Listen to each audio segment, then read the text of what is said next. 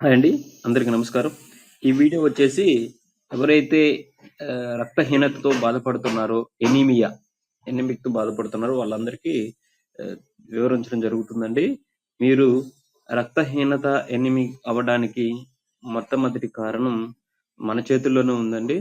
ఎవరో ఏదో చెప్తే లేదంటే సంథింగ్ వల్ల ఆహ్, ఏమీ రక్తహీనత రాదండి. మన చేతుల్లో ఉన్న పొరపాట్ల వల్లే, మన అనారోగ్య సమస్యల వల్లే మనం రక్తహీనతకు గురైతామండి. అసలు రక్తహీనత ఉంటే మనం ఎలా ఉంటాం? అది రక్తహీనత దూరం అవ్వటానికి ఏం చేయాలనేది చక్కగా చెప్తానండి. ఎవరైనా వాళ్ళు అవసరం ఉన్న వాళ్ళు ఈ వీడియో చూసి చక్కగా మీ ఎనిమిక్ నుంచి దూరం అవ్వండి. రక్తహీనతను దయచేసి దూరం చేసుకోండి. మీరు ఎనిమిక్‌గా ఉన్న వాళ్ళని చూస్తే చర్మం పొడిబారటము, తెల్లబారటం జరుగుతుందండి. ఇంకో లక్షణం వచ్చేసి హెయిర్ లాస్ అవుతుందండి. మళ్ళీ కళ్ళ కింద డార్క్‌నెస్ ఒస్తుందండి. అలాగే మీకు హార్ట్ బీట్ అనేది డిక్రీజ్ అని ఉంటుందండి. మీరు మీ గోర్లు చూసుకున్నా పాలిపోవటం, అటువంటి గోర్లు ఊడిపోవటం అటువంటివి జరుగుతాయండి.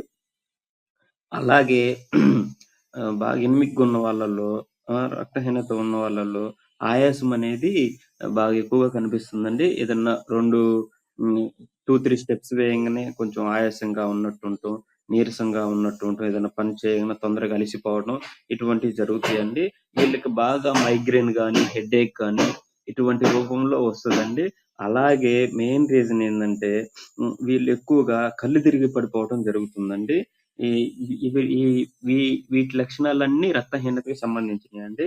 రక్తహీనత అనేది ఈ ఎలా ఉంటుంది? ఏందనేది ఈ వీడియోలో చెప్పడం జరిగిందండి. ఎలా ఆహ్, ఆహ్, అవ్వాలనేది నెక్స్ట్ వీడియోలో చెప్తామండి.